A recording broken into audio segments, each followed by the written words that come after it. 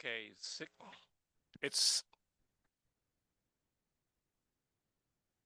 okay. It's 6 o'clock. I'd like to call the order today's Village Hebron Combined Council Committee's meeting. Today is April the 20th. If you could, I will invite you to stand for the Pledge of Allegiance. I Pledge allegiance to the flag of the United States of America and to the republic for which it stands, one nation, under God, indivisible, with liberty and justice for all. Can we have a roll call, please? Here. Here. Here.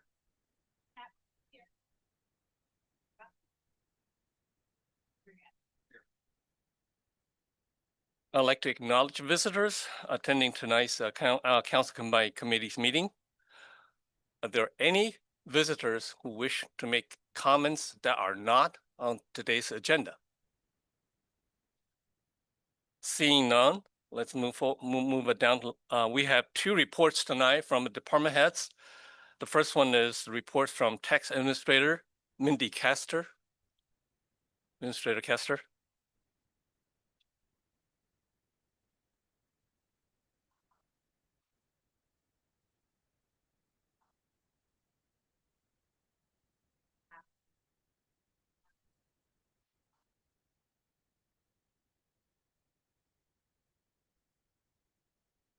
Can you hear me now? Yep.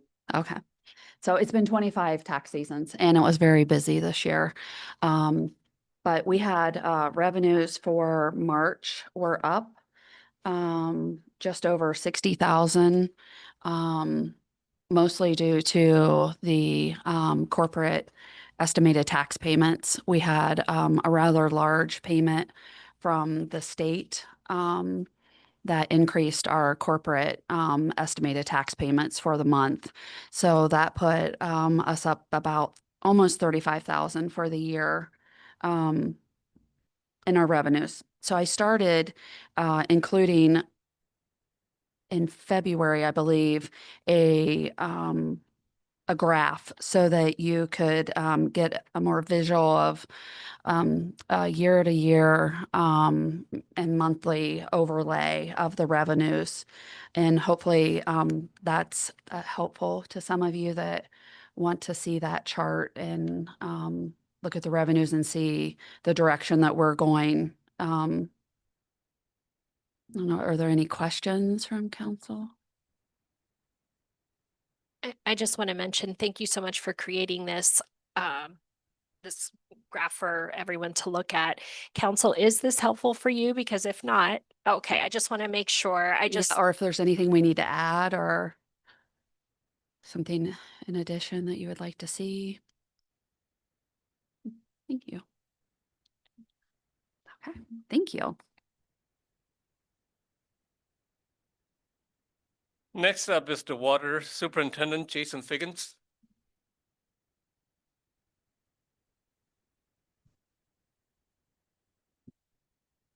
Good evening.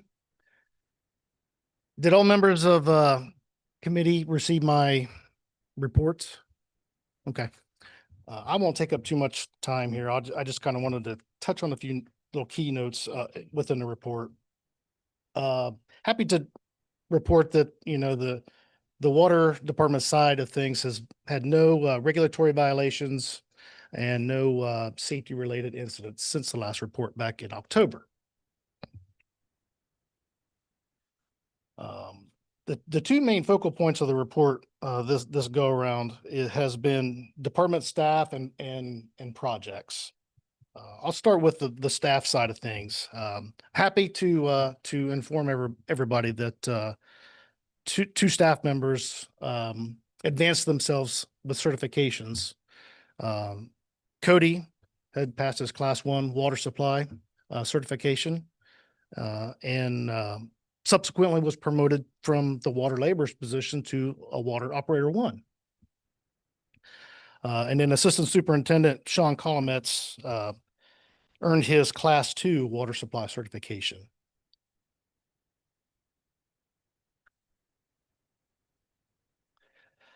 We got to celebrate the retirement of another staff member back on March 31st, Rich Hone. That was his last day with us.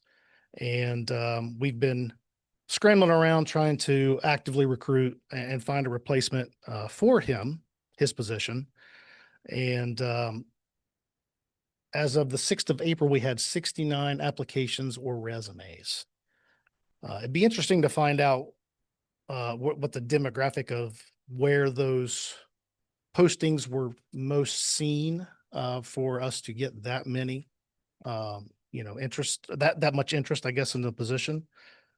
We've narrowed it down to 9 potential candidates at this point. We're going to do 2 rounds, starting with the first round of 3, and then go to a second round, which would be a total of 6, and just kind of see where we're at from there. A lot of them are out of the area, so when you're advertising for a entry level, operator 1 position, given the area of how much it costs to live around Hebron and Licking County, it's going to be a challenge, I guess is what I'm really trying to say.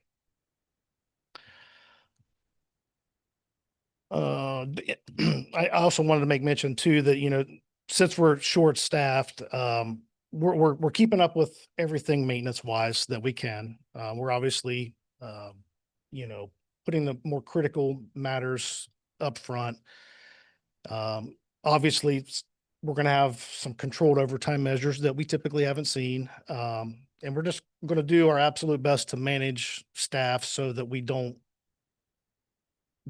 create to minimize the employee fatigue factor.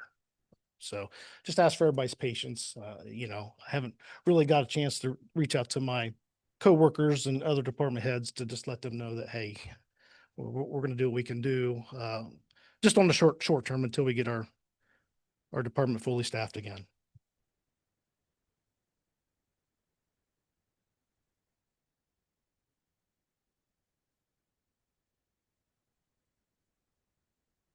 Fire hydrants. I was asked to provide an update on where we're at with the fire hydrant maintenance and repair and flushing program. And I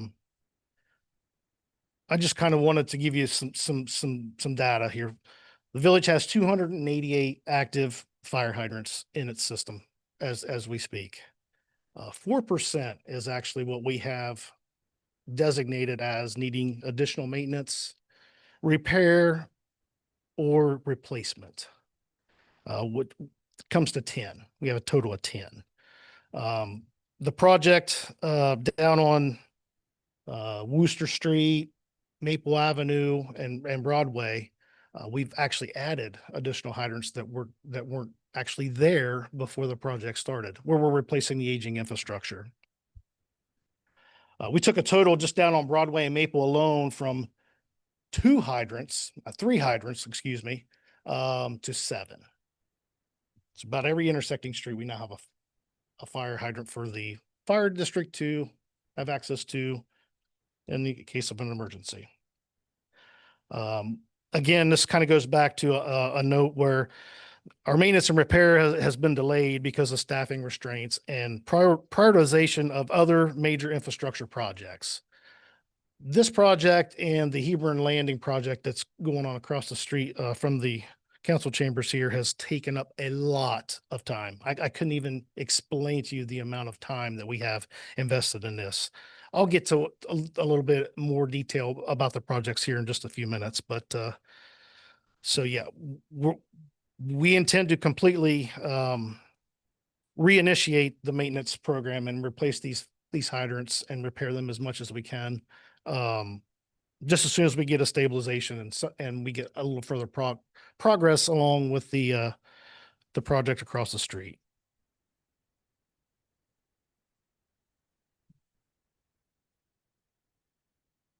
The capital improvements project that we done on again, Maple Avenue, Broadway, and Wooster, again, it's been challenging. It's 3.5% over what it was intended or what it was bid at, awarded. Let me start over. 3.5% over the original bid awarded. been 7 change orders, and substantial completion was not met. It was supposed to have been October of 25, and it actually didn't occur till late January of 26. We're to the point now, paving is wrapping up, so we're going to be moving into the punch order phase of the project. So that's just where we're going to go through and make sure and verify everything that was supposed to be done is done, and what needs corrected is corrected. Seed and straw, backfilling where there's sinkholes, things of that sort. The project across the street, Hebron Landing, I don't know if many of you are aware or not, but there were several significant non-conforming materials and construction methods discovered just in this first phase. The contractors on behalf of the developer used unapproved materials, the wrong gravel and ditches, things of that sort. This was caused due to oversight from the contractor, apparently not reading through the approved plans well enough to understand, and believing that they were constructing this water line in Columbus or somewhere else. We made it very clear to them in the pre-construction meeting what our expectations were.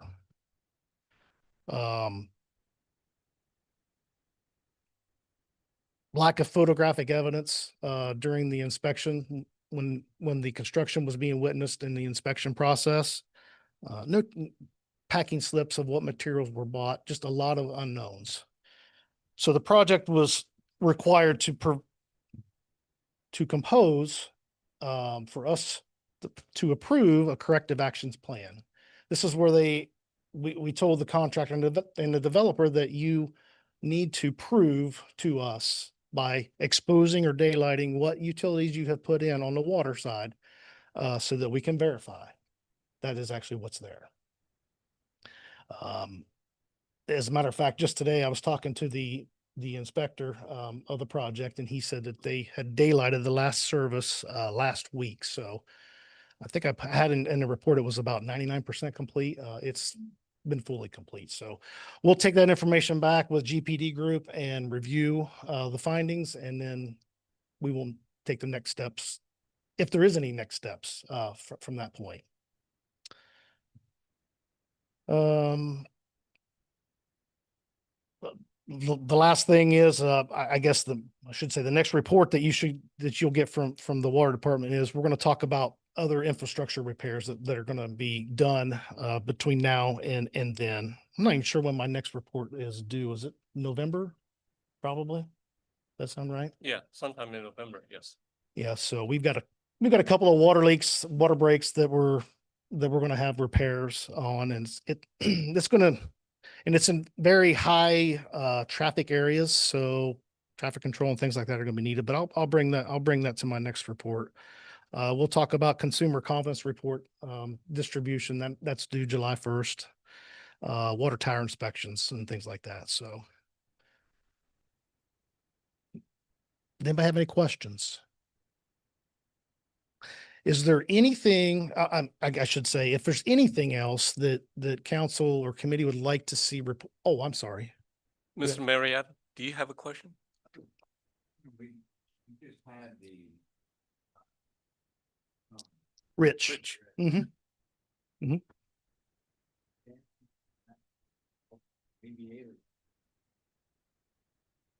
I'm going to say there's probably an unlikely chance. I think he was really looking forward to his retirement. We do have a part-time operator that water reclamation and water share. It's 20 hours a week. He's helped a lot.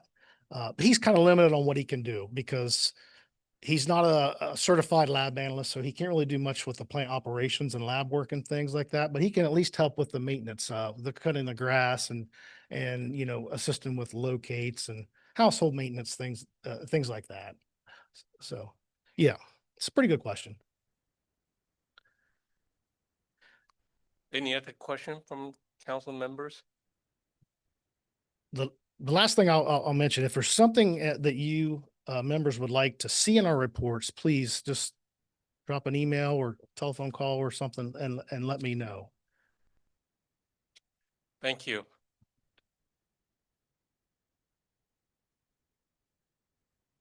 And I also had invited the environmental design group to give the council an update on the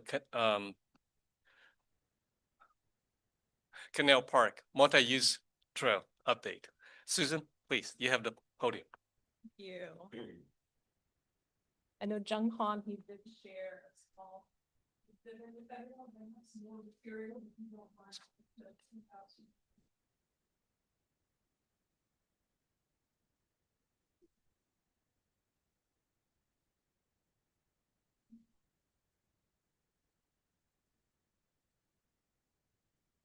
You want me to do that? Okay. Wonderful, thank you. Perfect. Well, thank you for allowing me to come and talk with you today. My name is Susan Derwachter. I'm the Director of Transportation Planning and Engineering with Environmental Design Group. We're actually located just in Newark, just a little bit north of here. But we were selected to do the design for the Canal Park Trail project. I'll start with an overview and then we can touch on schedule. So of course, the project, it starts where the Ohio Canal Greenway currently terminates at the park. And it's an existing 8-foot wide concrete trail, the Greenway Trail. We will be adding a asphalt, kind of a node, kind of a transition. And then we will be building a 10-foot wide asphalt trail. And the trail will run along the north side of the parking lot. And then it will go into the park area. We'll kind of weave it between the pavilion, the gazebo, be next to the playground. And then we will head kind of northeast to the existing sidewalk. So we call it kind of the High Street sidewalk that parallels High Street. And we'll connect to that sidewalk. And then from that point north to Main, it'll be a 10-foot wide asphalt trail. So we are replacing a small portion of what's there today, just to have that consistency and to get everything to fit within the footprint. And then also at kind of the northern portion of that parking lot where the village used to have kind of those receptacles for recycling that have since been removed, we are going to also have a sidewalk. The sidewalk will run along Cumberland Street, and then it will cross into the ball field area. That crossing will be, a crosswalk, and then also the rectangular rapid flash beacons that you have along High Street already. Those flashing pedestrian crossing signs, will have those as well. And of course, within the park, at the gazebo, the pavilion, the playgrounds, we'll have a small sidewalk connector to those amenities to the trail itself.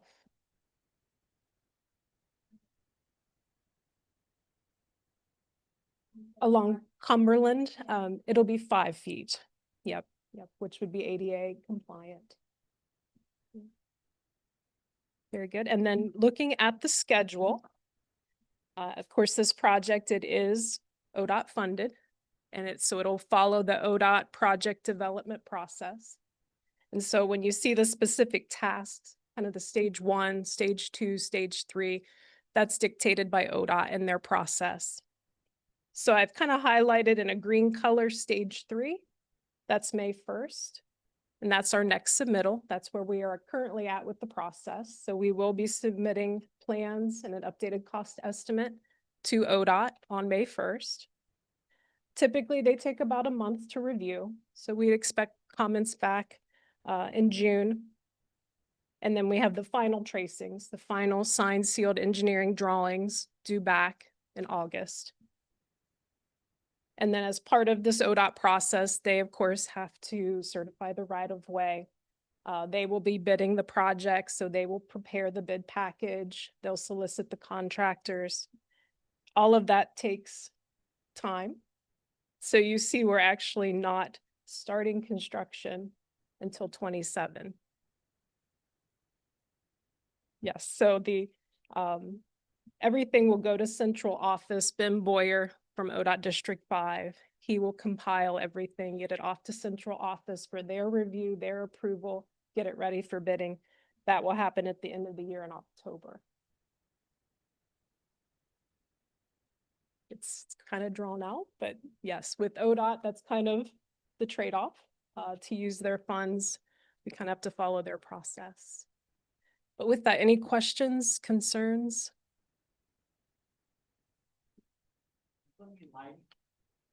There is not. No. No, we're yeah. talking about maybe adding a conduit for future lighting that could be utilized, but there will not be foundations or light poles. We try to ask ODOT to see if we can put lightings in there. They say no, because that's beyond the scope of work. We even ask ODOT if we can pave the parking lot. That's a no either. So Yeah, Jung Han. that is correct. That is correct. That is the idea.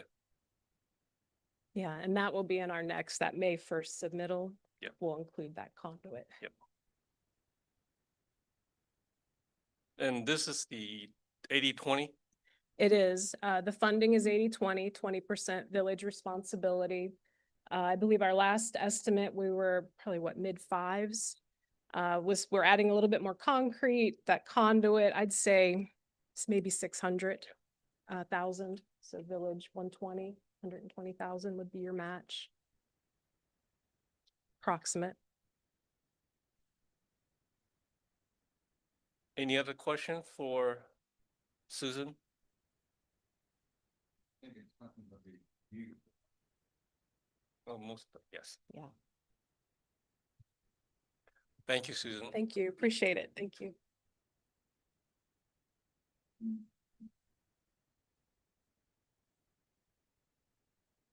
The next item is pending legislation that will be presented to council at the next regular meeting. The first one is Resolution 26-03, a resolution authorizing the mayor of the village of Hebron, Ohio, to execute an agreement with the Licking County Health Department for a mosquito control program. It will be the second reading. Resolution 26-05, a resolution of the village of Hebron, Ohio, approving the final plat for Hebron Landing Phase 2, submitted by M.I. Home of Central Ohio LLC. It will also be a second reading. Ordinance 04-26, an ordinance to award a contract to clean the village of Hebron Municipal Building to Pelletier Cleaning and to authorize and direct the mayor and fiscal officer to enter into an agreement for such service. That's a second reading as well. Ordinance 05-26, an ordinance establishing a custodial fund for the Kirksville, Union, Hebron, Joint Economic Development District Number 1, Joint Economic Development District, JED, second reading. Ordinance 06-26, an ordinance establishing a special revenue fund for the Hebron Lending Incentive District Tax Increment Financing, TIF program, second reading as well. Resolution 26-07, a resolution authorizing the administrator and chief fiscal officer to participate in the Ohio Department of Transportation road salt contracts awarded in 2026 for the purchase of road salt for the village Hebron and declaring an emergency. It will be the first reading. The next item is committee's updates. First one is Finance Committee. I am going to turn this over to Chief Fiscal Officer to talk about income tax refund appropriation, utility rate discussion, and 2023-2024 audit report. Thank you, Mr. Chen. Well, the first thing that I'll talk about is the income tax appropriation for refunds. Every year, we have to appropriate a certain amount so that we have that available to fulfill the refunds from companies and residents who have refunds. And typically Mindy has recommended the last few years, the set amount of 200,000, and it has been sufficient. But we're into April and I've noticed that we've had quite a few this year. And Mindy and I had a discussion the other day, and we just want to make sure that we have enough so that we don't get in a situation that we find that we don't have enough appropriated and we have a larger refund request. So the item is on here so that we could request that you make a motion at the next council meeting to increase the amount of appropriations to facilitate any refunds that might go over what we currently have budgeted. And the amount that we were thinking was 175,000, correct? And then Mindy can answer any questions that you might have that I might not be able to. Can I just add a little context? Sure. So as an example, if my company, Apple Pie, had accidentally overpaid $100,000, and then I file my taxes, and then I realize you need to pay me back $100,000, that's what we're talking about. Mindy has no control over how much people overpay. And so this is us giving them the money back that they paid into the village that they are due. So it's not like this is discretionary or we're spending it on something. It's that we're giving money back to folks who actually the money belongs to. And it's a number that we really never know, but we go from year to year. So, Well, we've had, I think there was 2 different refunds from the state, requests from the state that we had to issue that were rather large amounts. And we really have no way of knowing what those amounts will be or when they're going to request those refunds. And then we were concerned about in October when companies file their tax returns, if they a lot of them will have an extension. Sometimes we will see them request the refunds later in the year of monies that they've paid in, as Valerie, the mayor was explaining. So that's why we came up with, we should probably increase the amount just so that we can fulfill the refund request within, we have 90 days from the time that I receive the refund request. And we want to make sure those monies are available to issue those refunds when they come in and not have to pay interest to those individuals or corporations if we can't get those out in a timely manner. and then I will add that the money that would be appropriated, it would be strictly for refunds. If we would not need that, then it would not be spent. We can't spend it on something else. So. Do you have any questions on that topic? Okay, then I'd ask that to be on the agenda as an action item at the next council meeting. I think the next item was the utility rate discussion, but I'm going to skip to the audit, if you don't mind. I think that all of the council received a lot of information from the auditor a week or so ago. That was a lot of information. So I wanted to chat about, to get down to the nuts and bolts of what the audit really, what happened at the, the results of the audit. It was for 23 and 24. Typically, the audit starts around April for the 2 years, but the state was very far behind and did not actually start our audit for 23 and 24 until September of 25. And it went on for a long time. And it was a very detailed audit. It was not an audit from an independent audit firm. It was actually from the state auditor's office. So we had a team go over everything. I think the rest of the staff can tell you that it was a very intense audit. They checked everything again and again. So I'm going to just skip to what the results of the audit was. They found one non-compliance finding. There were no material weaknesses found. The one non-compliance finding was that in 23, one of the council members did not complete their certified public records training. And at that year, they did not do the at the beginning of the year did not appoint Chris or someone else as the designee. So that was the non-compliance finding that they found for, for the village. The other items were actually just recommendations, not findings. Two of the items, the recommendation, the number just screams out. It was the $1 million that we received from Microsoft. When we set up the fund, I had to select line items to where I could receipt that money in. The choices were other financing sources and miscellaneous. I chose to receipt it into the line item that said other. They said I should have done a miscellaneous. So I'll take that. We'll change that. And the other items were postings from our bonds for water and sewer. When these bonds were set up long before my time, they were set up in UAN in really the wrong sort of classification of funds. They should have been included in the debt service fund that we have, but they set them up as an investment. So the fund itself could never really track the changes in those bond funds without every time that I would try, it would change our primary account. So I had to start recording these separately.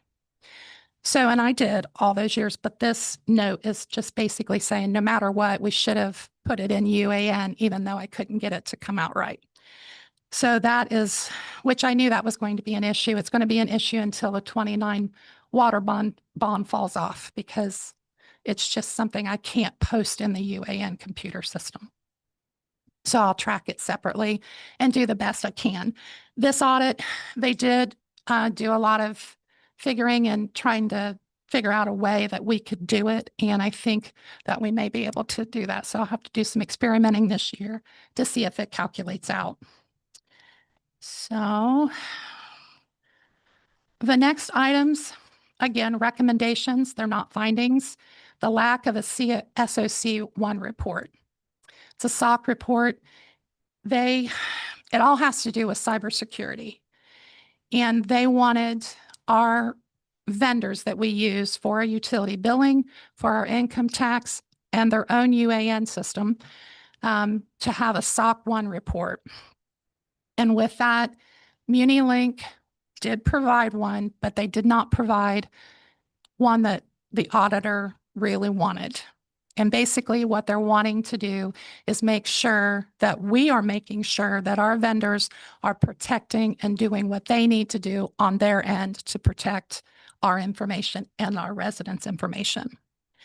So we'll have to look into that to see if we can work with MuniLink to get a SOC 2 report from them to meet the guidelines that the auditor is wanting. The same thing for our income tax program was the same thing. So we'll work with them and see if there's something that they can do to be able to provide us the information that the auditor is wanting us to. And we'll want to have that information to make sure that we are doing what the intent of this is. The other thing is multi-factor authentication. The 3 programs, even UAN, which comes from the auditor, does not have multi-factor authentication. So they are wanting the village to seek out our own way of having multi-factor authentication for MuniLink, which is our utility billing, Mindy's program for income tax, and my program for the UAN. So I've talked to Mr. Chen about that. We're going to reach out to AlphaLink and see what our avenues are to create our own system. And that is the end of that. There is nothing else that they recommended. Again, no material weaknesses. There's a lot of information to read, but at the end of the day, I feel very fortunate that the report is what it is. So there is a form or a letter, I should say, that I have here that they are requesting that myself, the mayor, and the rest of council sign. If you want them to come here to do, a debriefing, they'll do that. But if not, then we can sign this and send it over. I've told them I signed it. I didn't feel there was really any need for them to come do the report. But again, if you have questions that you'd be more comfortable with them, you just have to let me know. But I will leave this with you and let you decide if you'd like to sign it. So do you have any questions? No. No, I think when you're looking at an audit, typically the material weakness is the big thing. And then if you have one of those, then they'll keep following up until you can kind of clear that up. We did not have any. The only non-compliance finding was the fact that we didn't have all the council members do the certified public records training or properly designate a person to do it for them. So other than that, other things were just recommendations. So if we choose not to do it, I'm sure it'll continue to be a recommendation. And eventually with the new cybersecurity laws taking place down the road, it could be a finding if we don't. So I want to take their recommendations seriously and work toward trying to put those items in place that they recommended. Mayor, do you have anything to add? No, I mean, I had asked if we ought to have them come in and explain why it's taken them this long, but it's my understanding that that's not actually something they'd answer. They only answer questions about the actual findings. And I'm sure they don't want to be called on the carpet for that, but it's been very disruptive for our team, and I know it's taken a toll on your workload. So I appreciate you. It was very difficult. They didn't do it on site, so I had to send all this information again and again. And it was during the middle of our budget time and at the end of the year and the beginning of the new year. I think the one time they did state, I thought they were going to be done in January, but I got an email saying that something else came up that required their immediate assistance. So they put us off a little while. So I guess I can take that as maybe a good sign that we weren't, there wasn't any issues. The head person in charge of the audit did tell me that the number one thing they cared about was that they didn't find any fraud. So, all right. All right. And then the next item is a utility rate discussion, and I will turn that over to the finance chair if he wants to. Okay.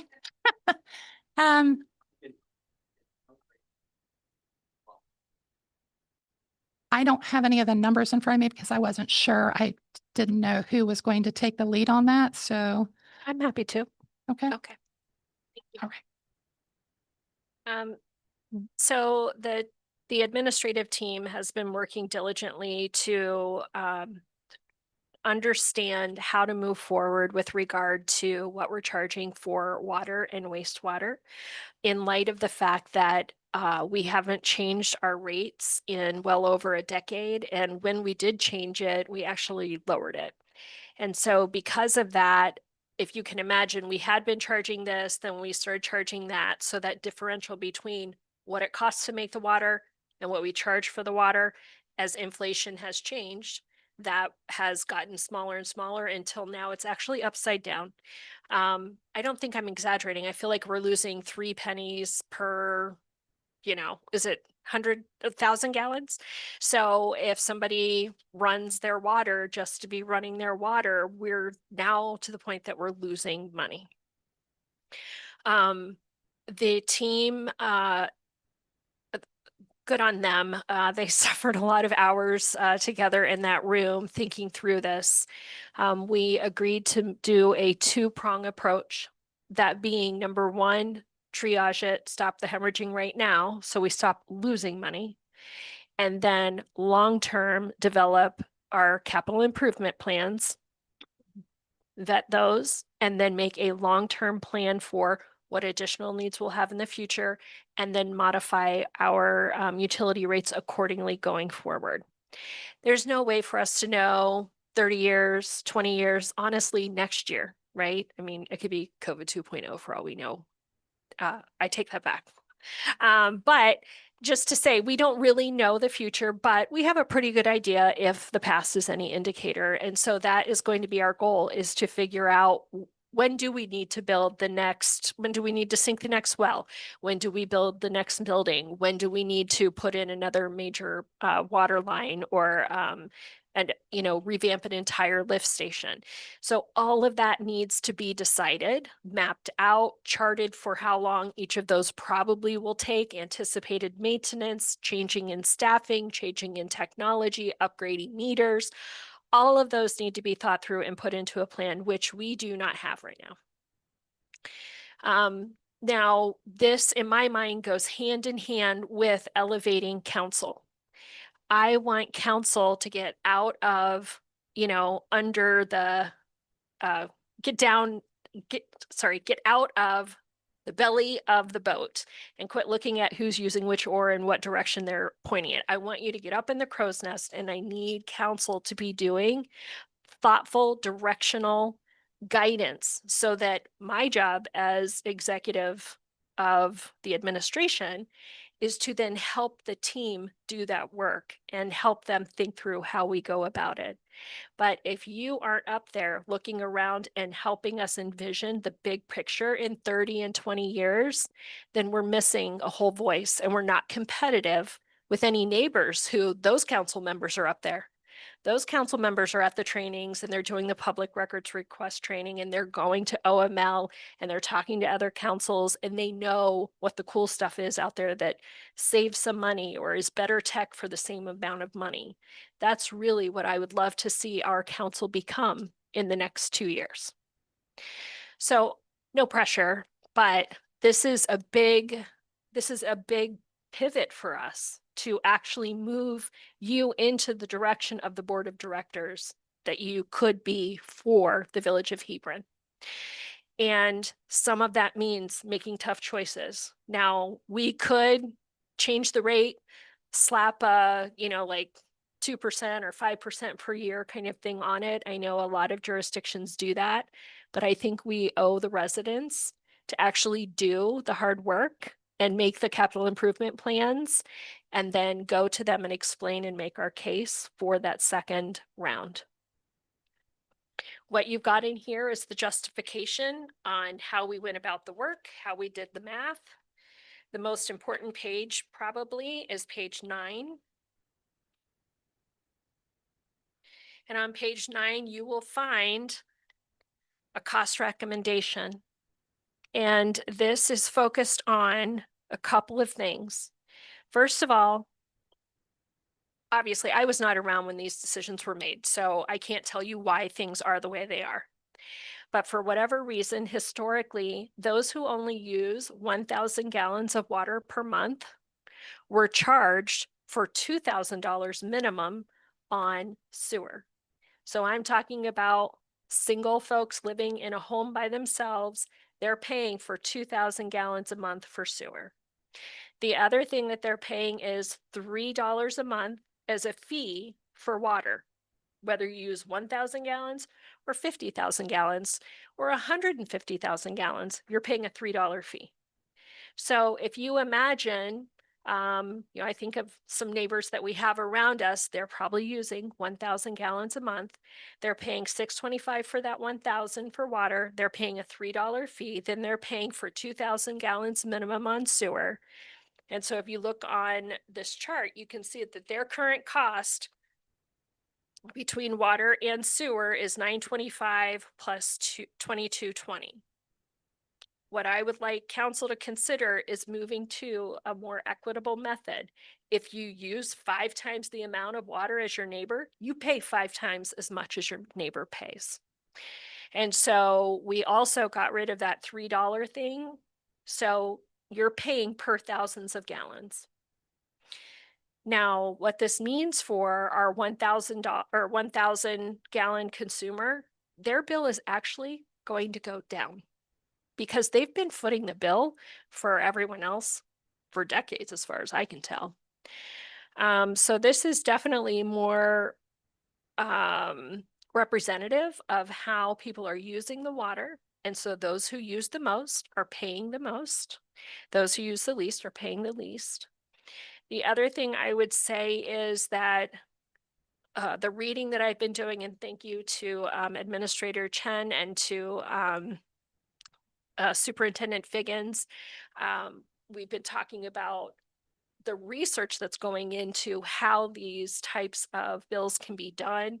There are even instances where they're talking about increasing blocking rates. So if you are residential and you're probably using less than 15,000 gallons a month, you pay this much. But if you're up in the next one and we're having to basically reserve a tremendous amount of our capacity so that you have what you need during a fire emergency or during really hot months because you're using us for tower cooling.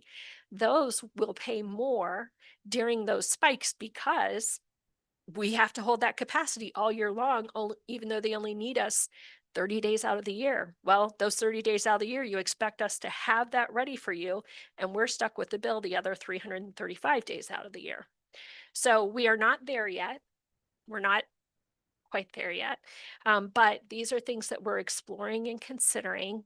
But what we really wanted to do today was to get in front of you something that at minimum would pay for operationally what we need to do for this year.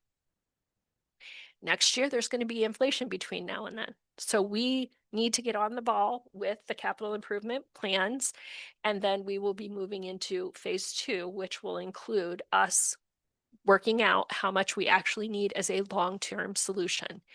Here's the other thing. There are a lot of things that will get you kicked out of office. Raising rates is certainly one of those, but I want you to understand there are some things worth falling on the sword for.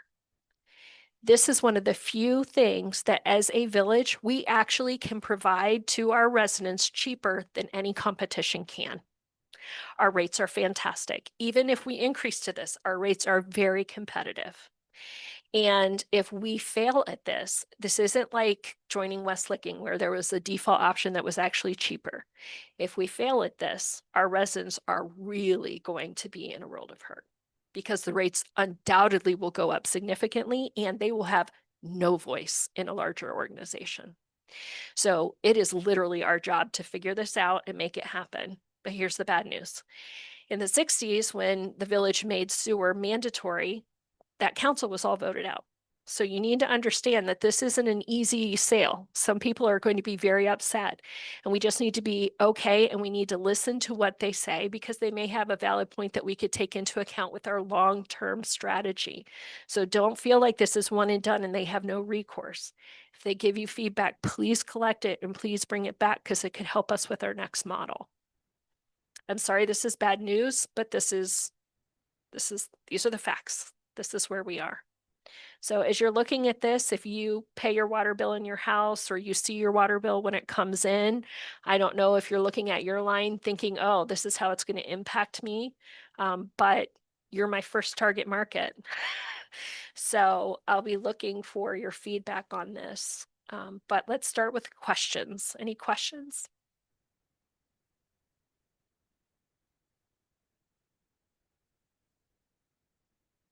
Okay, think about your most angry neighbor. What are they going to say?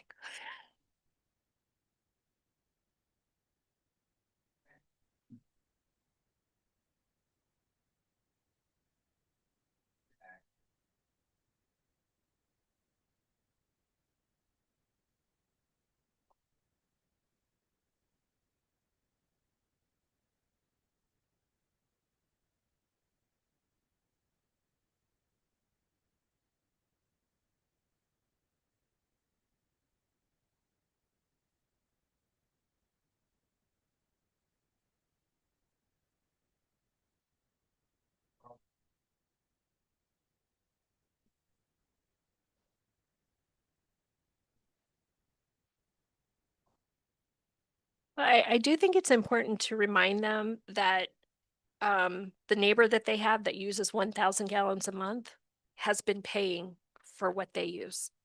And I think that just from a fairness perspective, this is a much more fair approach for residents. And also those who use mega amounts of water, they're getting a significant discount compared to how much our seniors and single persons are paying. So I feel like this in a lot of ways is right sizing our model so it's more equitable. I do have a question regarding reserves or just allocated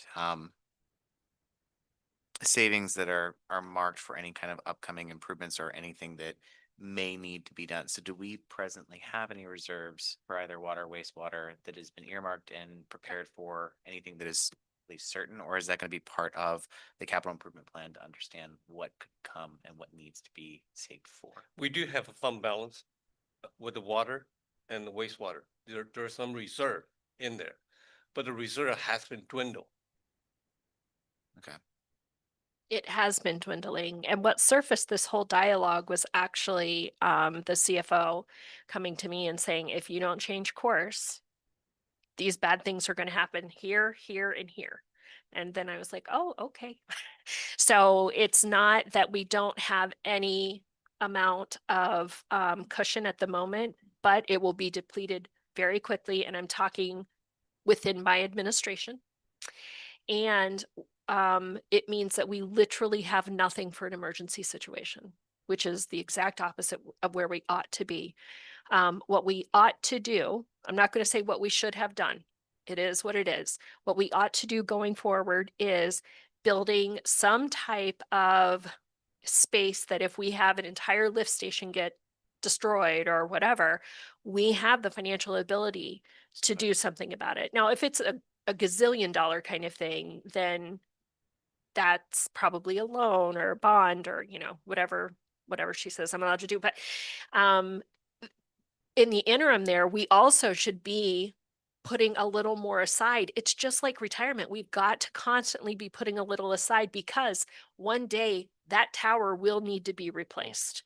One day that pipeline, I mean, you've been seeing all the pipe that we've been laying. One day, all the pipe that we have today will be obsolete. So we've got to start saving the money for that, or else we will have serious situations, more dire than we've had before. I think it was interesting during the committee meeting that the administration also provided what the current costs are versus what we have been charging. We could see visually how much that we were losing, falling behind, even with just the increase cost over, say, a year's period. When you do this, I think it was what, 2009, 2010, when they raised the rates and they immediately dropped it back. So basically there has not been an increase for so many years whatsoever. And I think the second point was that education is key. We talked about town hall meetings to get the word out. Problem with all this is the timeline. We got to stop the bleeding. And it's going to require a little bit more of an aggressive approach than what we normally would be doing. The other awkward nature of this in my mind is how it coincides with so much dialogue about data centers. We do not yet have a data center. If we get this implemented before we have a data center using water, or before the next, manufacturing comes in that heavily uses water, that will make such a big difference because we're not asking the little guys to pay the most per gallon.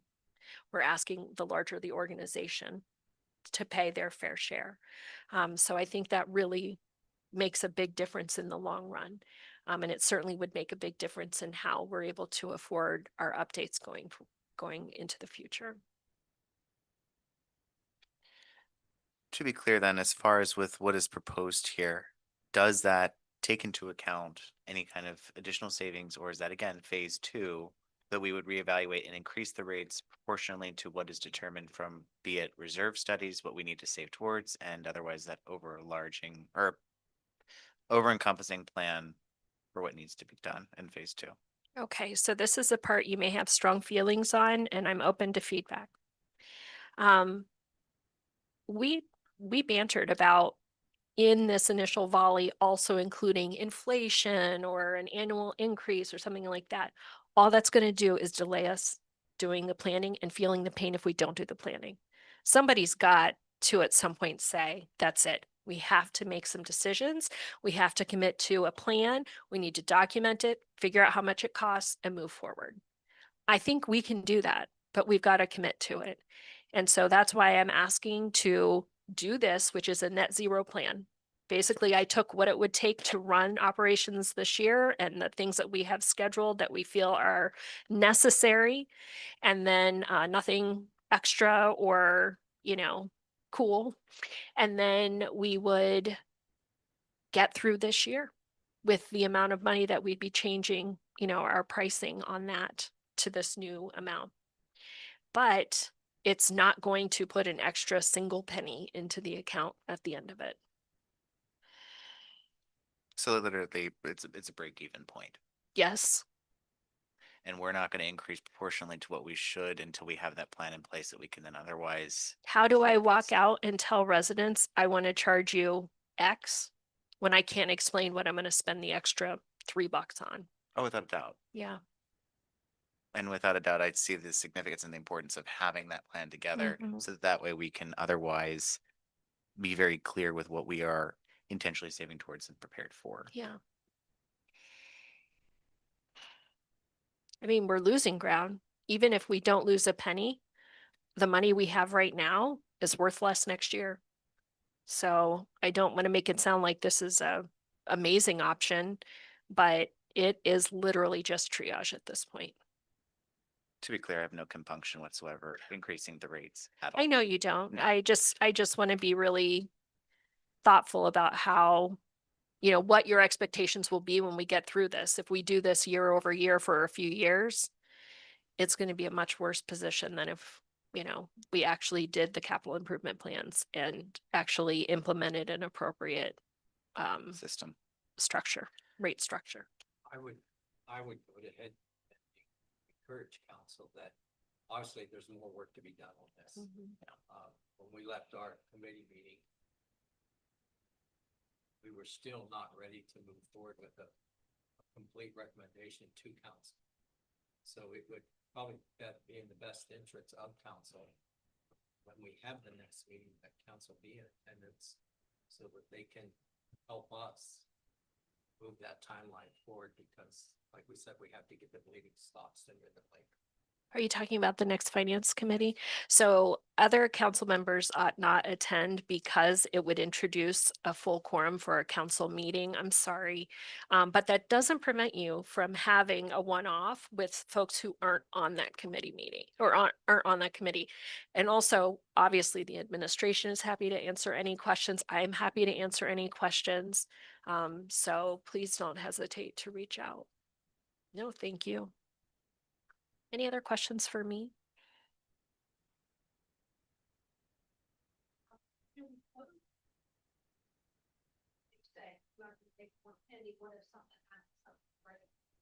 And then how do we know the next rate, when the next rates come, that's obviously work on.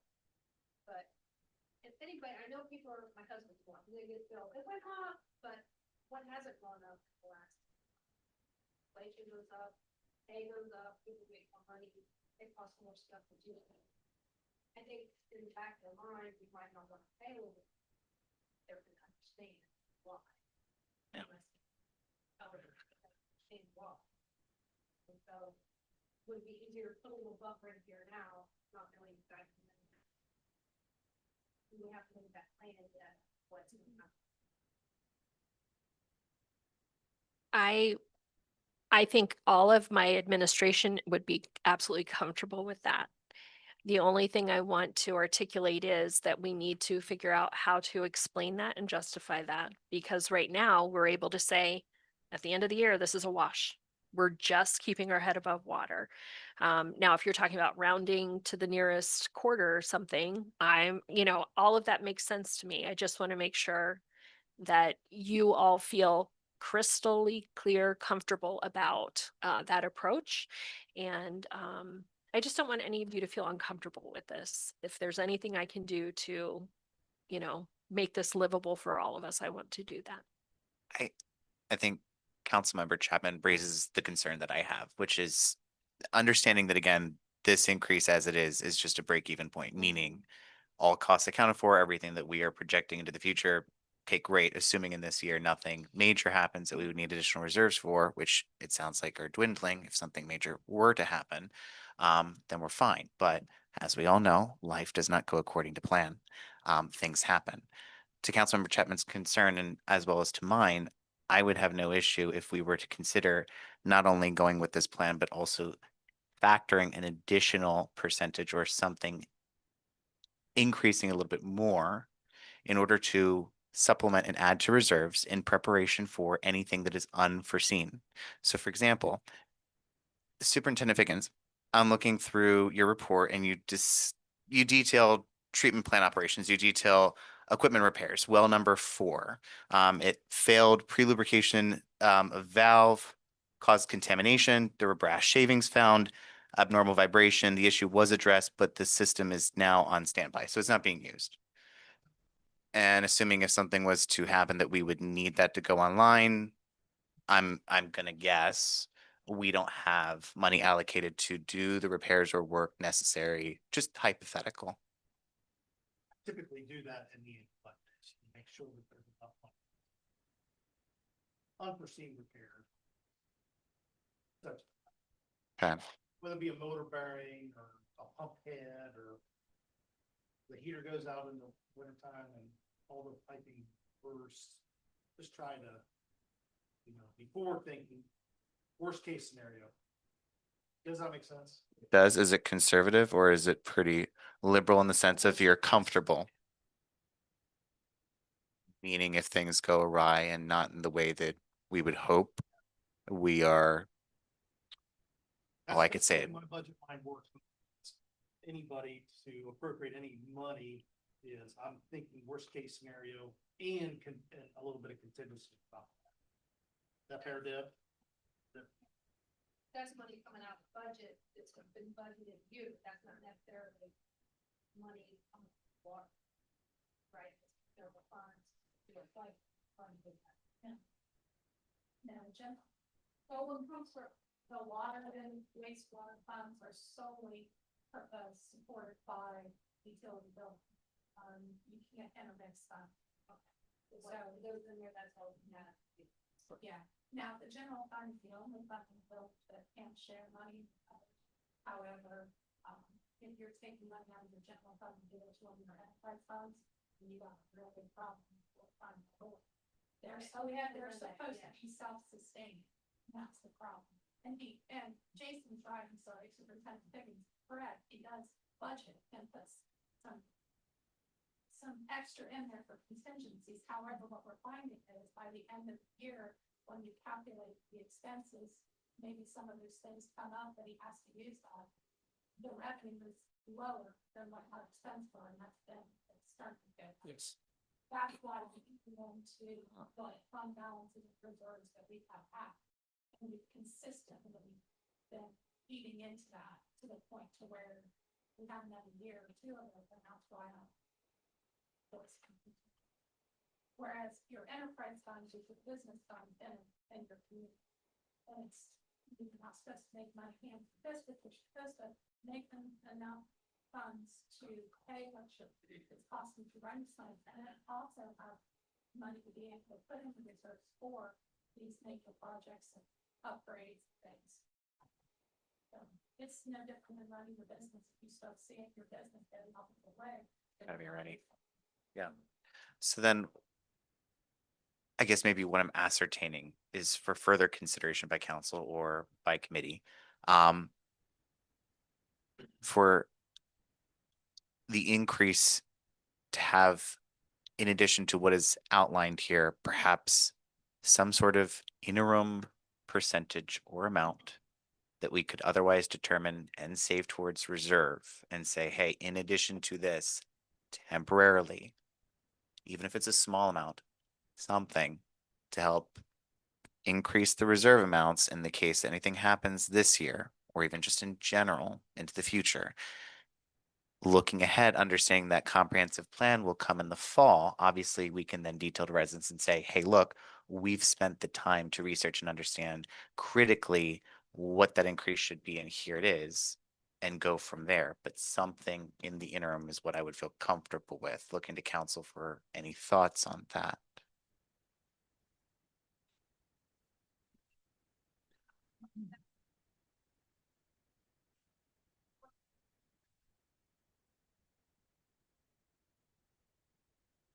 I'm just thinking rolling the dice, and if something happens and it's out of control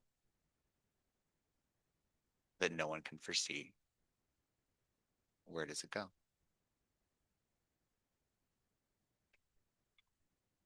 You're asking us to be in the crow's nest, and what I'm saying is I can only see as far out as I can on the Yeah. horizon. So can the rest of council. And for what we can't see and that could come up, that's what I think both Councilmember Chapman and I are kind of ascertaining is the what if on the horizon Mhm. something bad happens.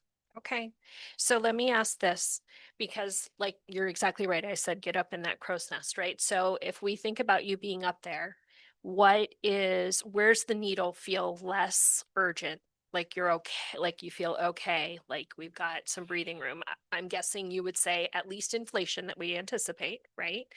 And then, are we talking just 5%? So it's inflation plus a little, and then you feel like we're okay. So 5 on top of this, and then that'll less the pressure for the discovery of the SIP, the capital improvement plans. I'm not saying I need an answer right now, but you've got to frame it in some way that you feel comfortable with. So if you're reflecting on it independently, and then, we get into a council meeting and you can kind of all state where you think is a reasonable, comfortable position. I'm not going to fight you on a larger number. I just want to make sure that everyone is comfortable with it and feels like they can explain it to residents and understand why we're doing it that way. Right. Agreed. I think that number would need to be considered carefully in connection and in close discussion with Superintendent Figgins, Superintendent Coleman, and Mr. Chen, as far as what roughly in the interim, while the plan for the fall is being considered, what they would feel comfortable and say this percentage or this amount in addition for reserves would be something that they would be comfortable with. We're not going to have any number that you're going to be happy with that my staff is going to feel that way. And let me tell you why. They've been watching their reserves dwindle. They've been concerned about this for years. So there's not going to be a meeting of the minds on Superintendent Figgins saying, yes, I love that. You're not going to hear that because they have been struggling with this for so long. So this is literally an introduction of the topic. This is something so that we flatline, and then we're going to have to do the real work. Do we have a number on what we lose a year? I don't know if I have that in my packet or not.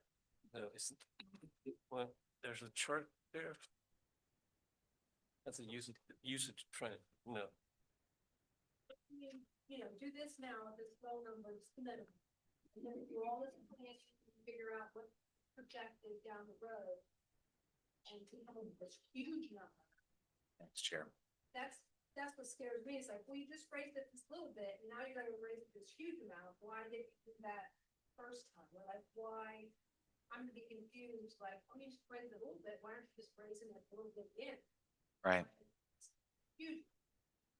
You know what I'm saying? So all of it's in context of what I would consider a market.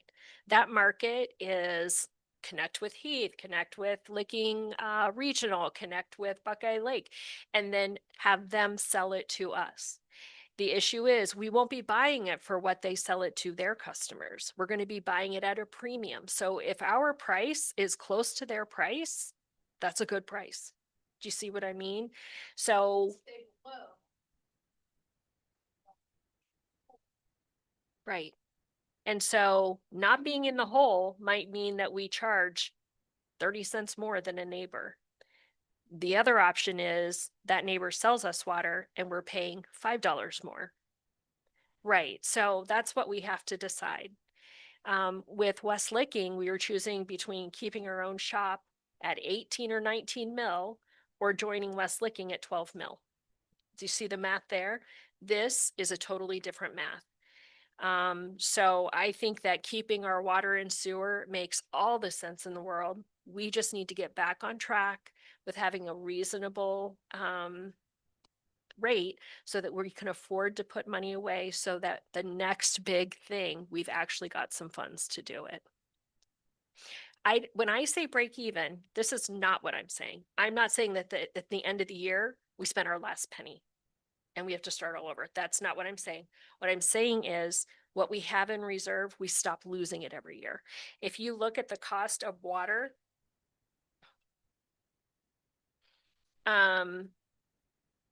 so on page 7, and keep me honest here, the cost of operations for 2025 was 1.966. You see that on the row A, but the revenue was 1.4.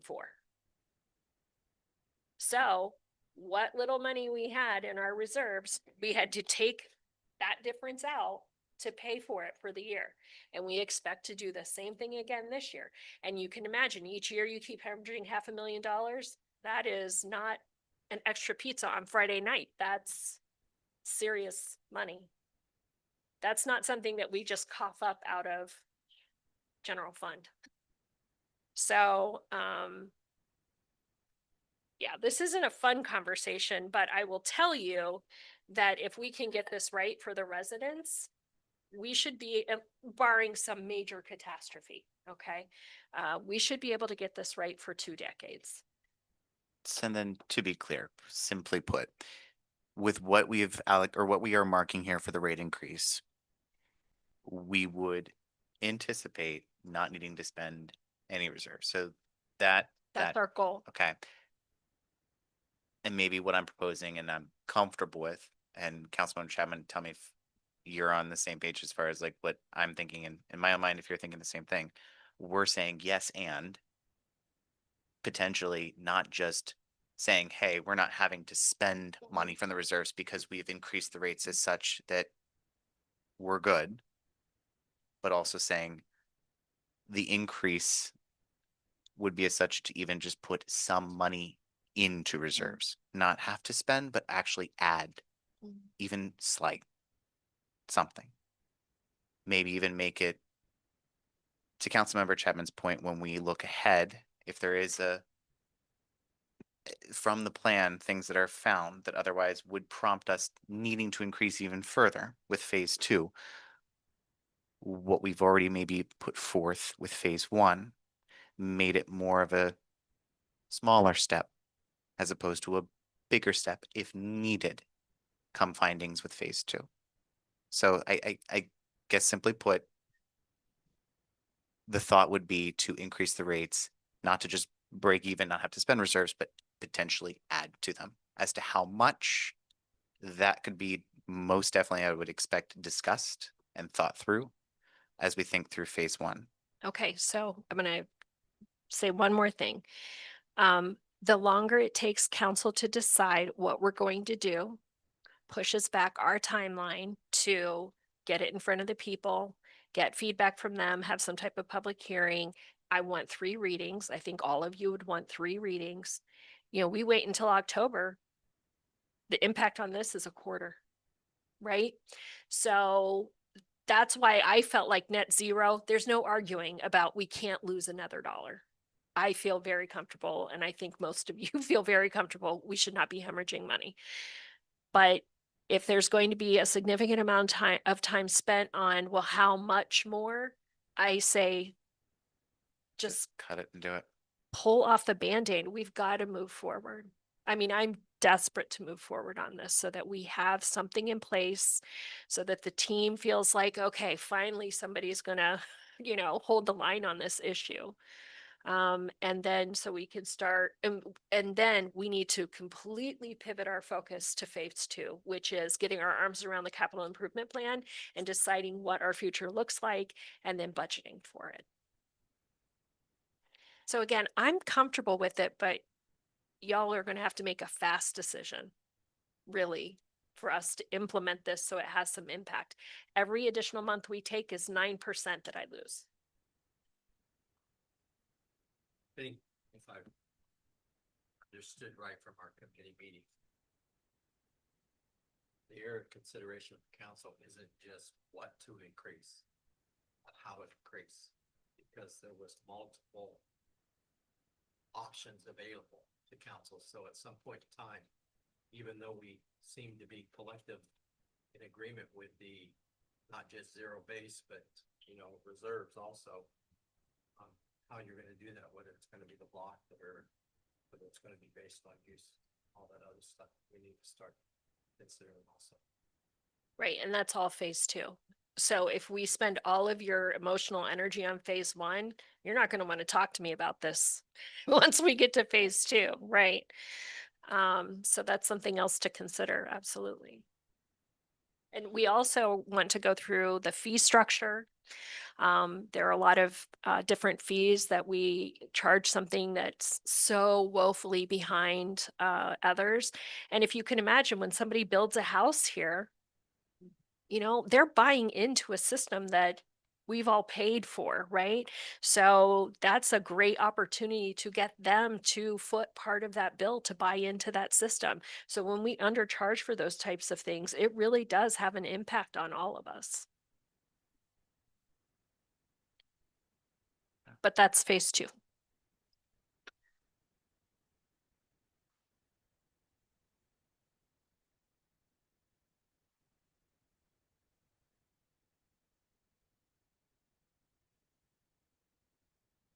And as far as what's in the reserve, then again, maybe wrapping my head around this to feel a bit more comfortable. So it's a break even. We wouldn't spend anything from the reserve, but there is reserve money, not a lot, that if something bad happened, we could still use. And that could be factored in with phase two, that, hey, we had to spend Yes. Yeah. Mhm. as a result. So that's the fallback. We still, the reserve is just not much.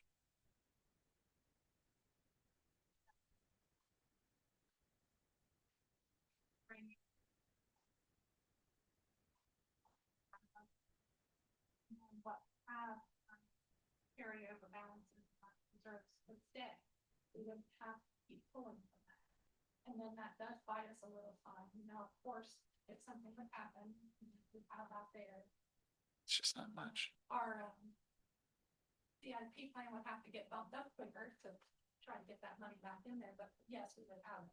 But the longer this goes, then those reserves go down. And I understand what you're saying, it's a very valid point. But I think you have to understand that if you at least get this done, you won't be tapping into what we currently have. Sure, we wouldn't be putting in more into them probably, but at least they will fit. And Stabilizing. that's what we need to at least have what we have. Do we, I don't know if this would be phase two, phase three even, have any plan in there to do some sort of a, for lack of better terms, cost of living or cost of material increase over the years and all that? Do we have that cooked into any of that? So that would have to be part of the phase two discussion. The issue is our residents aren't used to that. So we're going to have to do a lot of educating about that. Intellectually, every single one of them knows that the price goes up on everything every year, but that doesn't mean that emotionally they're prepared no. for that. Just, we don't have anything in a plan right now that Right. covers something like that. Right. So we've got a lot of work to do there. Is there any other thing about this that I didn't take into consideration that you wish I had while working with the team? Understanding then time is of the essence. Let's get it done.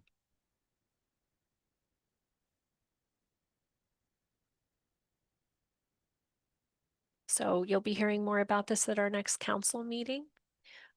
Obviously, if you have a change of heart, you have additional information, you have any questions, I'm back from vacation finally, so please feel free to reach out. I'd be happy to talk about it and answer whatever questions I can. Thank you so much.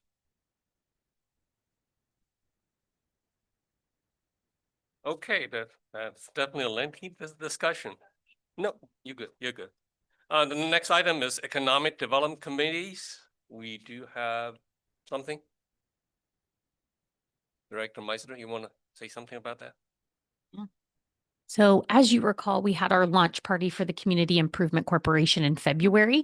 And at that time, we launched this video that we're using as an attraction video just to get people excited about Hebron, what's going on, and what our future holds. So, hopefully, you will enjoy this and share it with your family, friends, and neighbors.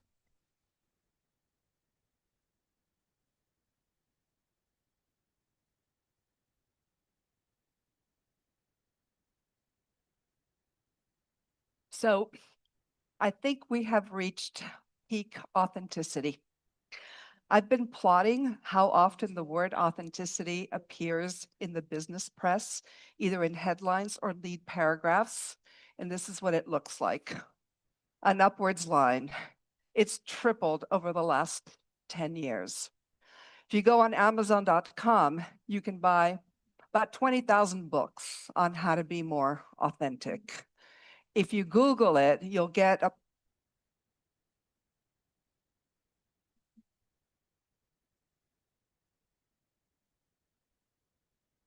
about 4 million workshops you can choose from on how to be yourself. So, from my point of view, clearly we have a problem if we have to spend so much money just to be ourselves. But the cost, as I see it, is not just to our pocketbooks. I've come to conclude that the way we think about authenticity poses a real danger to our capacity to grow and learn.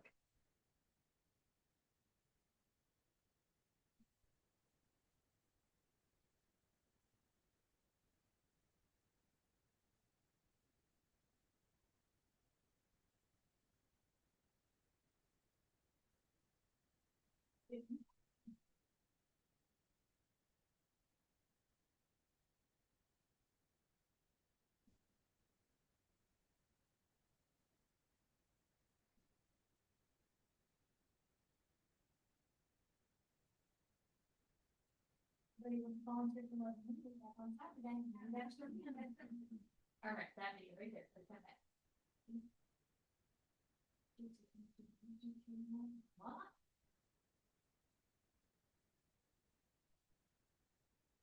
Just 30 miles east of Columbus in southern Licking County, situated on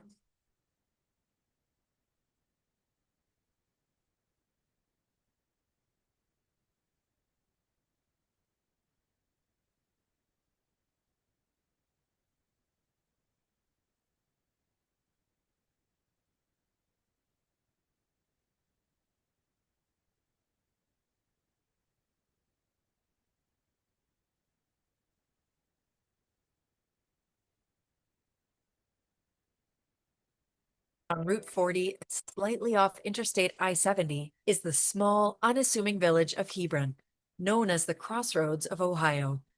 Once poised to be the county seat due to the canal and main throughways, the village has become a hub for manufacturing through the years and is now once again positioned to be a leader for growth and innovation in Licking County.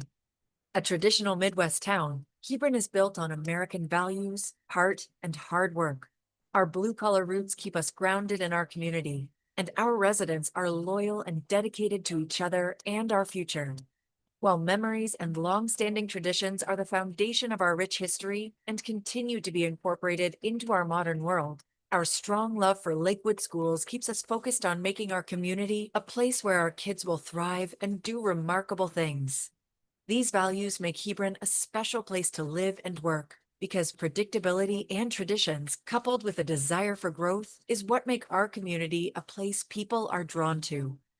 Hebron has a strong history in agriculture and manufacturing, but we are now seeing a revitalization and interest in the village unlike anything experienced since the days of the canal.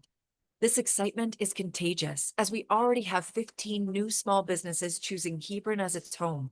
Global tech company Microsoft is breaking ground on its newest campus, a nationally admired builder taking root, more manufacturers discovering the possibilities our village has to offer, and as the gateway to Buckeye Lake, we capture visitors for a more robust travel and tourism economy.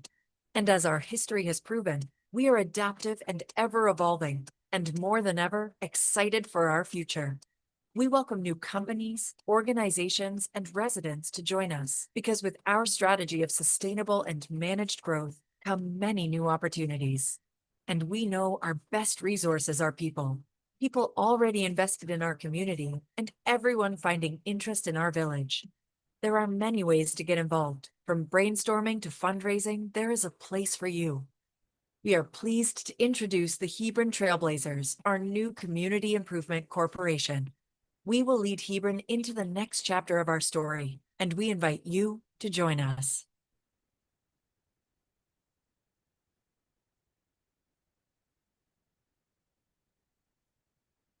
That's exciting. Thank you for the video.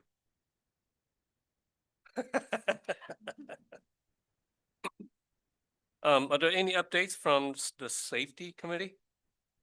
Okay. Any updates from water wastewater committee?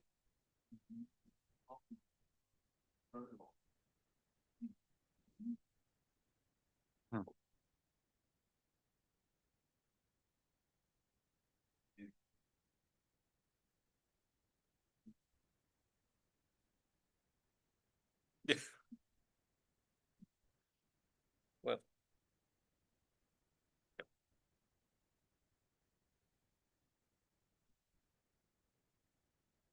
Thank you. Public Works Committee? No update at this time. Thank you.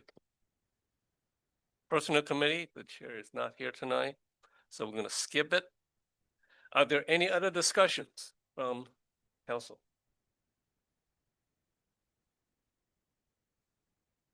Any comments from the visitors? Okay, can I have the vote, adjournment? Motion to adjourn? So moved. Seconded. We have a motion, we have a second. Call the roll, please. Yes. Yes.